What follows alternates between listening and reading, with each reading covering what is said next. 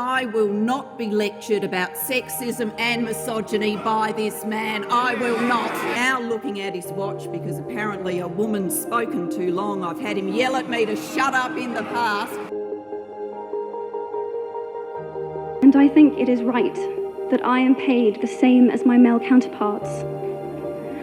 I think it is right that I should be able to make decisions about my own body.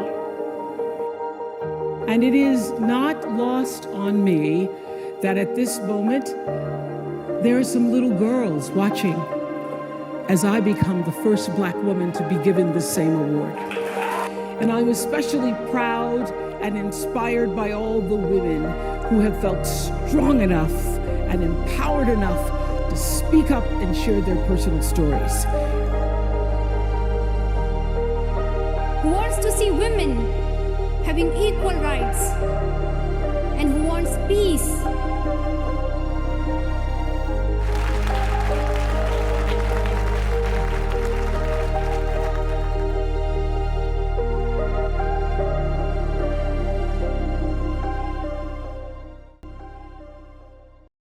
To Her Voice Matters, where we look at women across the globe and the progression or regression they are facing.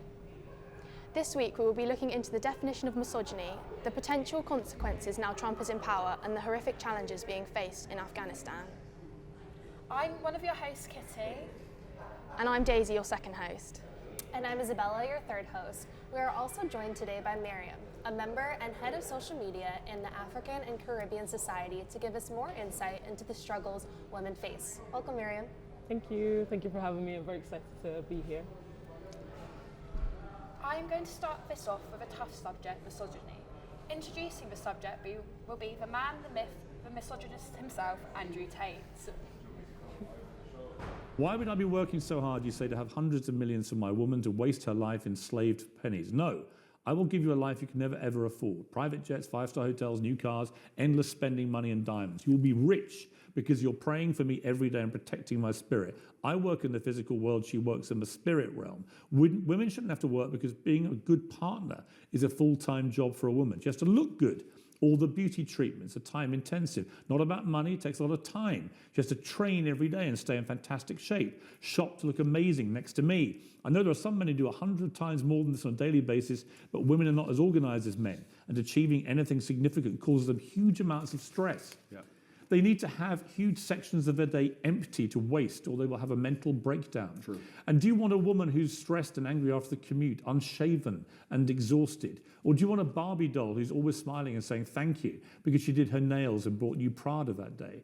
As a man, unless you're a loser, you're already filthy rich, right? You can get endless sex anyway. Girls are easy. So what can a girl give you? Happiness, vibes, always smiling. Take the edge off a stressful life. Can she always be happy if she's been working all day? No. Just to wake up at 11, gym till 1, one appointment and some shopping. Dress beautiful by 7 p.m. for you to finish working and tell you how strong you are. No matter how pissed off you are, just to always be laughing and smiling and writing little notes about how you're perfect. And just to be playful and funny. She can't do that if she has a job. So your job is being my girlfriend, and now you're a millionaire. Congratulations. Behave and aim for the promotion to wife. So firstly, what does misogyny actually mean to you guys? Oh, just by watching that is, I think, from the perspective of Andrew Tate, it just kind of puts men and women in completely separate worlds. Yeah. You know, where a woman's task and job is to look after herself and be pretty and not kind of be involved in the man's world where she obviously lives. Yeah. It's ridiculous. Make sure that she tells you that you're strong. That comment just took me out. What do you actually mean? But yeah, it's absolutely ridiculous. It's completely ridiculous that in 2024 people are still making these type of comments. It's setting us back 50 years plus. Exactly. It's crazy. Yeah, no, I just wouldn't believe that, like, the fact we've come so far as a society and yet we're still having to deal with these comments constantly being made, and the fact it's so open about it. Like that was, he broadcasted that. Like that is a statement he has made to the public, and yet that is allowed to be said. Exactly. I want to know where he's got these views from and where that's originated from, because someone like that. I think it's like so many people think that a woman's aspiration in life is to look pretty. Exactly. Or because that's so much what society feeds us with the media, with the products we consume, is that is our ultimate goal, is to look good for the male gaze. And it's like, we're we're way more complex than that. We have so many different goals that have nothing to even do with a man, believe it or not. Fact. Not only that, like, and the woman that works hard, the hard-working woman, is put in the category of men, if that makes sense. She's put in the category of those that are not pretty, those that don't look after themselves, those that are stressed with being a man rather than just being a woman in the world, you know? Or if she is, she's portrayed as being not good enough, or like too passionate, or like take Taylor Swift for example. Like she's written loads of songs, and most of the time she's getting slated in the news for like being with men, like getting with men and stuff. But realistically, she's become one of the most successful singers in the world, and yet that's completely overlooked by the fact that she's a woman. 100%. Definitely. That's true. Yeah. So, moving on to the next bit.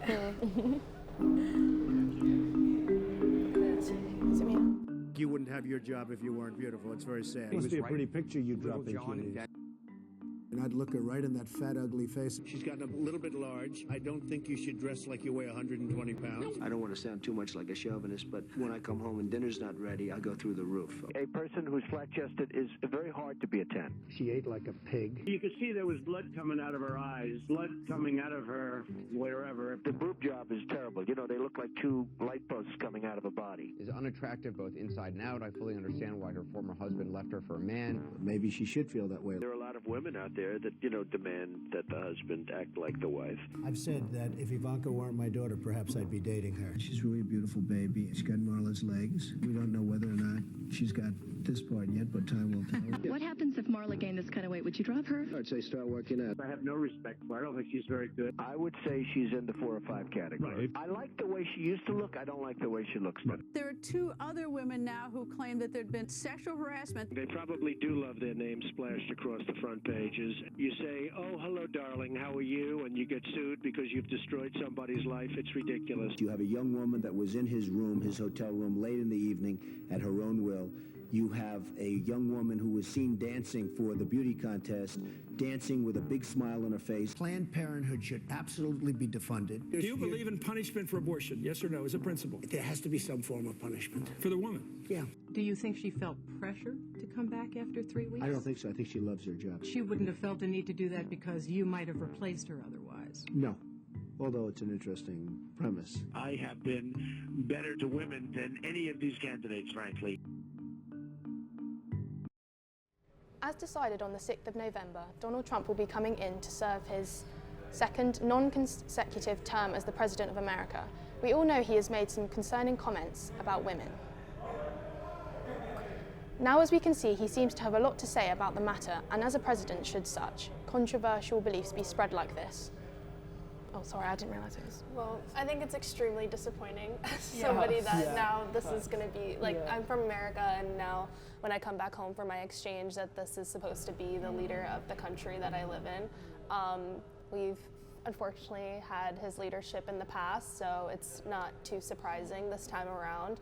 However, it's still disappointing, of course, especially I think in both circumstances how Trump was pitted against a woman. Both of these women, no matter what your political views are extremely accomplished. They had amazing careers in politics. I think Hillary definitely was overshadowed by her husband since he was a president before, so that did fall onto her. And Kamala was the first woman vice president, which is a great accomplishment for her. But leading off of the Biden administration, I think she was left in a little bit of the dark, and she didn't have that much time to prepare a campaign to be able to run a strong enough one, I guess, against Trump. And though I did think she did a great job from the amount of time that she had. I just think it's disappointing also that this man is known for his crazy beliefs about women and his misogyny, and then he beat both of these first women to come into being able to want to run the race into presidency. So I think coming from that perspective, it is extremely disappointing and saddening that this is now a leadership that young people in America are supposed to be looking up to. So, kind of attaching to your point, Isabella, he's also a convicted felon. Like, can we remember that? I don't, like, when people were going to vote, didn't they think about the fact? I didn't think that was possible. I didn't think that was legal for a convicted felon to become a president. I didn't think that was a possibility, but here he is. And surprisingly, or not so unsurprisingly, I watched a video yesterday or 2 days ago about how, what's his name, Elon Musk basically bought the presidency for Trump. And it's very much like surprising. No, not surprising actually. Not surprising, but very much disappointing because, again, it's just it shows you that without another man's like input, it's very likely that he wouldn't have won. And it's like Elon Musk is another misogynist who's just helping another misogynist, and it's like, where is our world going now? It's a cycle. Do you know what I mean? It's just a cycle. Where are we going now? Like, it's disgusting, to be fair. Then if you look at what Trump actually did, he has got rape charges, he's got sexual assault charges. Imagine making a man a president, and what does that say to the rest of all the victims in the world of sexual assault? What does that say? It doesn't, like, if you've been accused of something, men go, oh, it's fine, like that's, you're ruining their life. But no, you can become the next president of the United States. Yeah. It's giving boys in this generation who look up to him the idea that that's fine. Exactly. Like, wonder how it's gonna go. Yeah, I think it's crazy that when people vote, they separate the person from their characteristic and not like what they stand for going into their presidency. Because for me, you have to look at the candidate as a whole, and we all know there's not a perfect person on this planet. Like, it's just non-existent.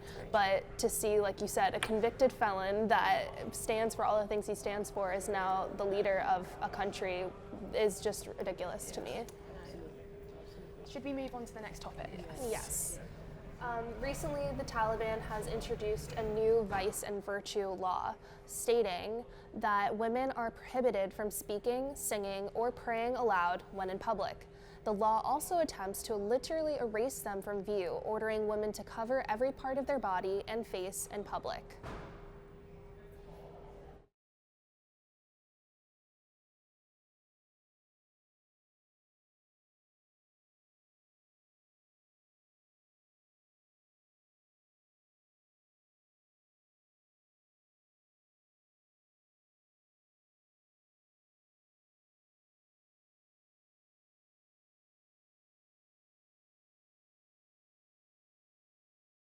Section says that if a woman must leave her home out of necessity, she's obliged to cover her face and body, and her voice must not be heard. If we go out, we're scared. If we take a bus or remove our masks, we're scared. If we speak louder, we're scared. There's so much fear and stress. If we can't speak, then why go out at all? Why even live? Until last year, groups of women took to the streets demanding their rights, risking violence and detention. The Taliban cracked down on the marches until they stopped altogether. We can't directly relate to, but as outsiders with the struggles we have as women, I can only imagine how distressing and restricting this can be. Yeah, no, that's just... Imagine being a woman living like that. It's awful. You have to go out and you have no right. You can't even speak. And it defacing them completely. Exactly. I don't know where that sets us back, actually. That's what I mean. I think coming from because I'm Muslim, right? Coming from that perspective, I know that Afghanistan is a predominantly Muslim country, if not fully Muslim country. And the policies that they have, they base it in Islam. And it's like, there's nothing in the Quran that says that women are not allowed to speak out loud. There's nothing in the Quran that says that women are supposed to be covered completely.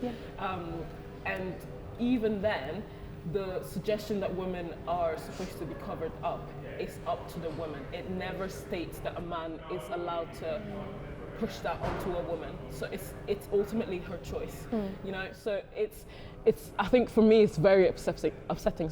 That they twist the words of my religion to make it sound like this demonic religion where women are not allowed to do anything, when women are respected as equally as the man in my religion. So it's very disheartening, because people then turn to Islamophobia and turn to hating the religion when they don't know anything about it. But it's like, you can't blame people for doing that, because this is what they're seeing on the media, you know? I think that's the key that you're talking about right there, is like twisting religion in the favor of a man. And that happens in almost every religion, unfortunately. Like, there are Christian and Catholic extremists in America that then, what we saw with Andrew Tate, they believe what he's saying because they're using religion as their crutch, saying that, oh, this is what it is, and it's clearly not. If you look at what it said, I think it's really upsetting to see that women just have no place in their lives over there, and it's like you said before, that it's like really setting us back, and I think that they're really frozen in time. And I think looking at that video, seeing the bravery of that woman that was protesting, I can't imagine the strength that must take to be able to stand in your country and try to fight for your right to be able to speak, not only to pray, to sing, to do things, but even just to speak alone. That's incredible. And we commend those women, and we support them from far. It just proves how important feminism is today. Like, people say, like, what's the point? Like, we're all equal. No, we're not. If this is still happening in countries across the world, then no, we're not equal at all. And this is an example of something worse than I've personally seen in a long time. It's awful.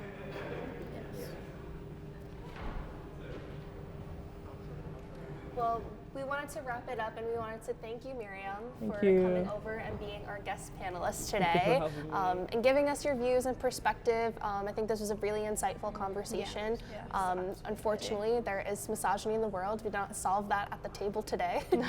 But hopefully conversations like this will be able to keep people more aware that there is still a fight to be doing, and we still need to be making people aware of the things that are happening, not only in our backyard, but all over the country and globe as well. Definitely. Thank you. Thank you very much. Thank you.